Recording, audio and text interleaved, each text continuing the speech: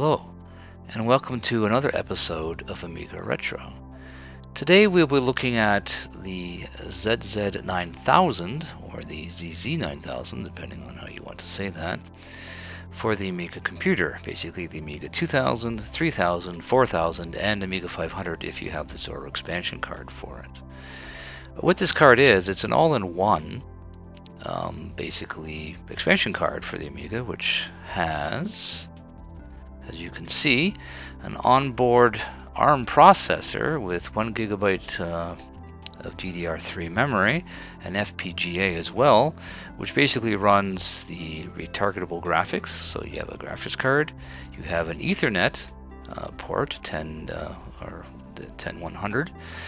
You have a USB expansion as well, so you can for USB thumb drives, and an SD card slot. Now the SD card slot itself is used for the firmware only. You cannot use it as an expansion, but that's fine. It's really kind of nice because whenever you get a firmware update, you just take it to your PC or whatever, or Mac or whatever you've got, FAT32 formatted SD card, dump the new firmware version on there. I think it's a boot.bin, throw it into the slot, and you're good to go with the new firmware update, and you're done. So it's really nice. It also has the basically expansion, basically a video header here, which connects to the Amiga's video output, which means you can actually get the native Amiga video upscaled through the HDMI port. So basically it's a seamless solution, kind of like the CyberGrafx was, that whenever the native chipset wants to kick in, you want to play some retro games or whatever, you don't have to have a separate monitor input or CRT or whatever. It'll get upscaled through this card out the HDMI port. So that is really, really nice. Now this isn't a review of the card. There are a few of those on the internet if you want. But what this is to fix an issue which was discovered by the manufacturer, and this is actually a manufacturer recommended repair, which will address the problem with the card. So basically batches 1 to 4, which I have batch 1 and 2 for my Amiga 2000 and 4000. I'll be working on the 2000 today. So batches 5 and 6 are fine. This repair will not be needed, but batches 1 to 4 will.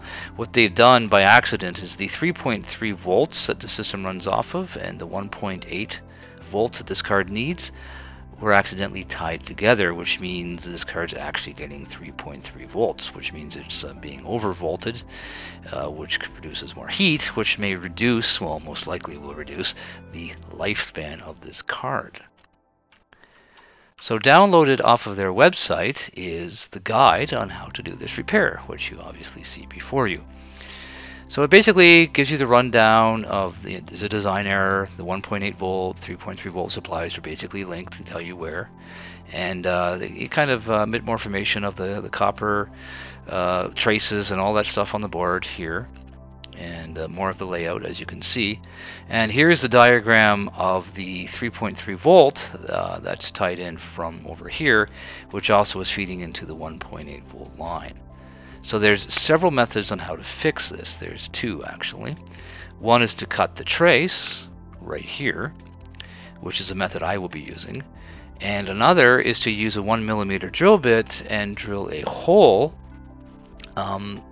in a specific location on the motherboard. Now I thought there was an eyelet that you could find and drill it slightly larger. No, it's a trace that's in one of the layers. It's a 4-layer board, and they give you the measurements on how to find where to, basically X marks the spot and then measure it out and then drill it, which I'm not very good at measurements. That's why I don't build houses or cut wood or drill, because dangerous things will happen. And plus I kind of feel awkward taking a drill to a circuit board, but especially after it's been populated. So yeah, I will go with the cut method, and I've done this previously. Now it's a bit smaller and tighter spacing on this one, but I've done this with various other projects before in the past, so I'm quite comfortable with it. So here they show you the picture of where you would cut the trace, which is a method, like I said, that I'll be doing.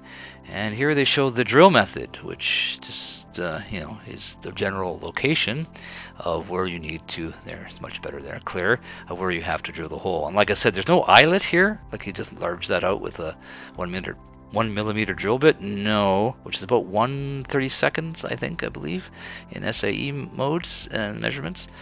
Yes, I don't really want to do that. And as you can see, it drills out to the other side of this chip. And knowing my luck, I'll just drill a hole through the chip. That's why I'm going to cut the trace much safer that way. And like I was saying before, if you use the drill method, they're showing you the measurements on where to measure, where to put the hole. And nope, not doing that. I'm not that brave.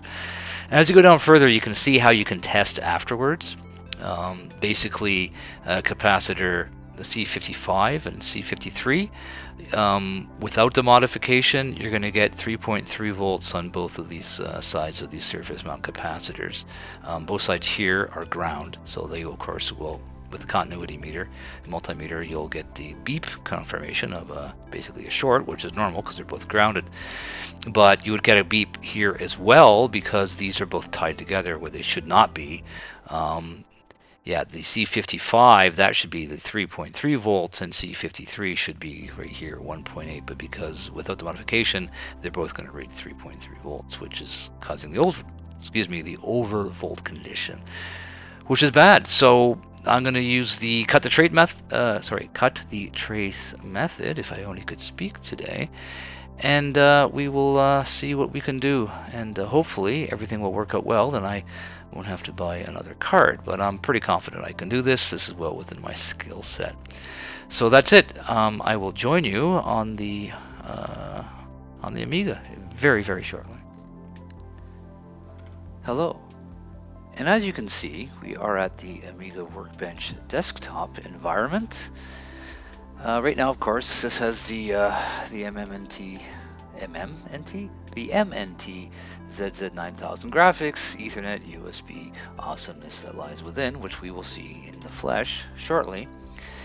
But with the latest version of the firmware, which I believe is 1.7 for the ZZ9000 or ZZ9000, it comes with a tool called, ironically, cleverly named ZZ Top, and it monitors voltages and temperature. So I will open that up, and it shows you the Zorro version, which of course, being an Amiga 2000, is Zorro 2.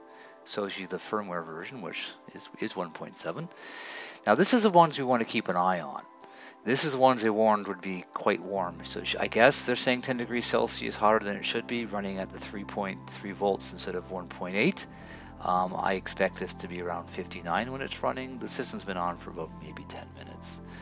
But the auxiliary voltage is 2.99, so I would expect that once we do the repair, and of course, obviously, if it's successful, it should be down to about 1.9 or 1.8. And the core voltage, of course, is running at 1. And you can do a bus test, but that's not necessary. But what the advantage of this, and like I said, this tool runs with the latest version of the firmware, which is 1.7. When we do the repair, we will know if it actually took effect. Setting aside the the voltage checks, what we're going to do with the multimeter. When everything is together, we will see if this has changed somewhat. So up to 70 there, it's not good. So we will shut the computer off, I guess, and take it apart, and I will join you at that time. Thank you. Once again, I have returned, and as you can see before you is the illustrious Amiga 2000 keyboard actual computer. So I'm going to take this apart, of course clean off the limited countertop space I have, and get this open, and I will join you at that time, and we will begin the procedure.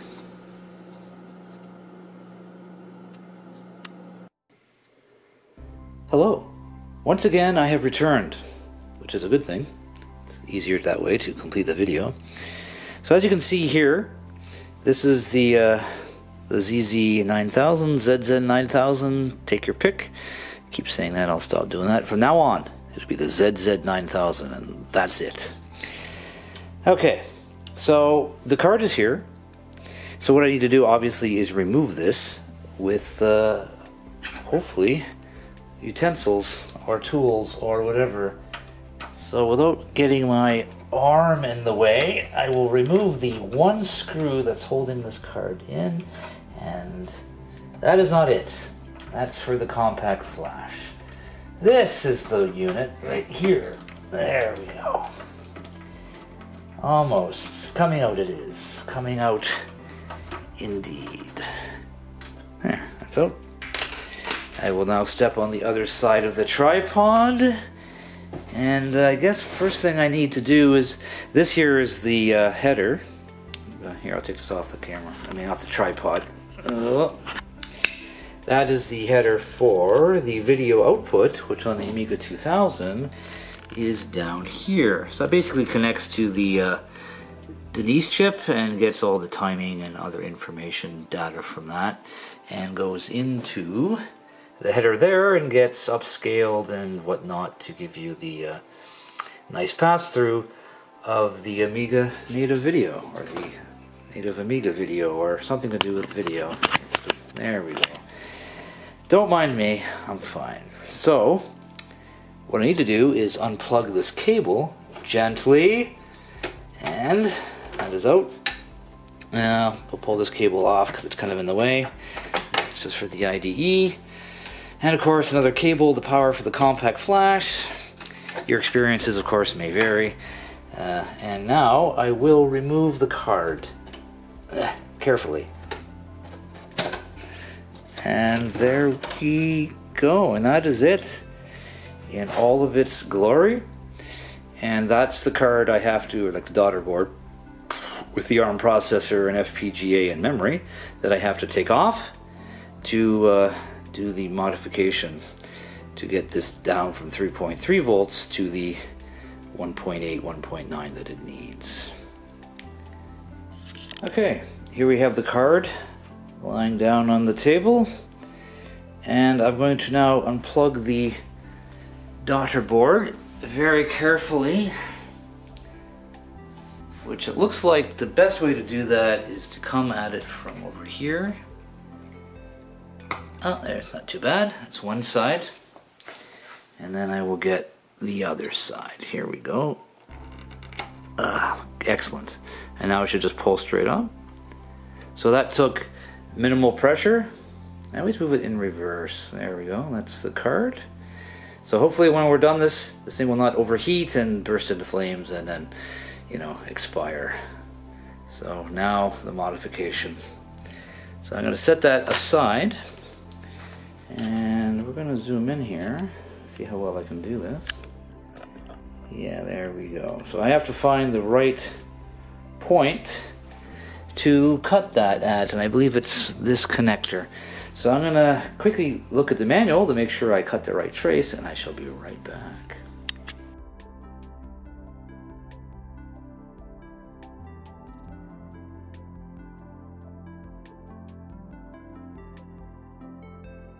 Here's a close-up using my microscope, and as you can see, I have marked off the pin that I need to cut the trace between that eyelet there on the bottom and the pin on the top. Now unfortunately the Kapton tape is not going to provide too much resistance when I'm using my box cutter. If I'm not careful, it's still going to cut across pretty much whatever trace it encounters, but I'm kind of hoping it'll at least give me a bit of warning if I'm going too far. But as you'll see soon enough, it didn't help in that regard too much. Here's my first attempt at cutting that trace, and I was successful. I just wasn't happy with how much of a gap I created. There's a bit more of a gap on the left side of that trace than there is on the right. So I ventured on, and as you can see in this image, this is where I was satisfied with my results, mostly. The gap is now much better, but unfortunately I traveled a bit too far and cut part of the eyelet that is on the connection, as you can see on the right side. Now it's not the end of the world, it's a minor sliver that was taken off. It's plated through connection, so most of that connection, 75-80% of it is still intact, so it's not going to cause any issues. I was just kind of hoping that something like this wouldn't happen, but I've seen far worse, so it's not too bad. And here is the final result. As you can see, the gap is very pronounced. The pad isn't too bad, most of it's there, it's a semicircle, a bit more than that, but I'd say 75% of that eyelet's still intact, so that connection is still quite sound. I used fingernail polish, clear, to basically coat the copper connections and some of the connectors there to protect it from oxidization, so moisture will not corrode or erode these connections any further than they have been. damaged at this point, but damaged for a good purpose, obviously. So except for that little issue with that one eyelet there, I'm pretty happy with the results. So that went pretty okay, actually. I kind of nicked the one trace, but not too bad. And just to make sure, I cleaned it up a bit, as you saw, so that one piece of copper wasn't hanging out like that. And I also coated it with clear fingernail polish to protect the exposed copper from any kind of corrosion. So that takes care of that. And before we can test, we need to put the daughter board back on here. And then we can test to see if this actually worked or not. So let me try to carefully put this back on again. Yes, line that up. That looks okay. Let me make sure I keep this in frame here. Is that going to go on or not? I don't like doing this too much. Oh, it's upside down. Silly me. The text has to go up, so I guess this must be keyed or something. That's a good thing. Let me try that again. So, whoop, I'm hitting stuff. 1 second. Very little room. I didn't. That's better. It actually, that one just kind of sat right in, and seems to be pretty good. So that's one end. That's the other, and then it seems to be pretty good there. There we go. So now what we need to do to make sure this worked before we install it into the 2000, if I can get this camera to cooperate. There we go. I'm going to take my multimeter and put it on continuity mode, or BP mode, if that's what you want to call it. It makes noises when it senses very low resistance, pretty much to a short. And I will do a quick test here of the probes. Okay, continuity. So, what I need to do now is try not to move the circuit board. Let me move these probes out of the way. There we go. Kind of put that a bit better in frame. So the target area is going to be over here. And it's C55 and C53. So this is really, let me put this completely on here. 1 second. What am I? This is becoming a mess, I tell you. A mess. And come on, camera, cooperate. There we go. Lock that into place. Okay, we'll try this again without moving everything.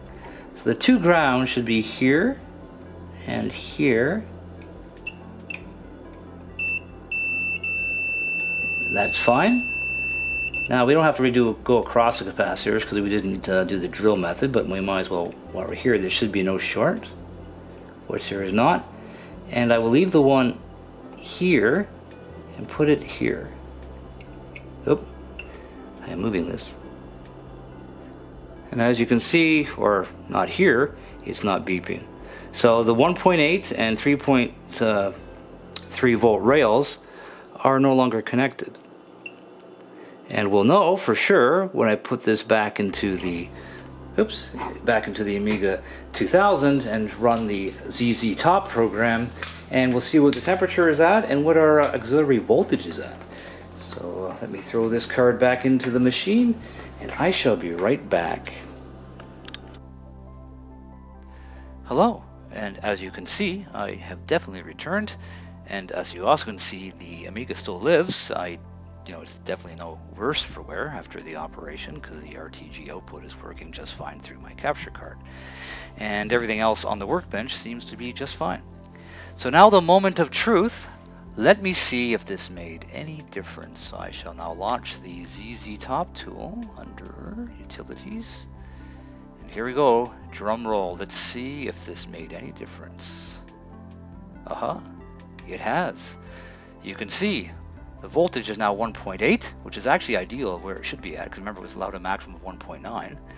And instead of being 68, 70 degrees Celsius, because it's been running for about 15 minutes now, we're a good 10, 13 degrees cooler. And the core voltage is roughly the same. We were at 1 volt last time. So yes, this is definitely a success. So that's good. I always like it when I actually fix something and it works, as in it stays fixed. So that's it actually for this video. If you're really interested in the MNT ZZ9000 or ZZ9000, however you want to word it, definitely visit their site. I'll leave a link in the description below. For the money, you can't beat it. You get a retargetable like an RTG graphics card. You get an upscaler, like, or for your Amiga video, so it gets output through one monitor, so which is really nice. You get HDMI, you get Ethernet, you get USB. It's all in one. It's pretty much one card solution for your Amiga. So there you go.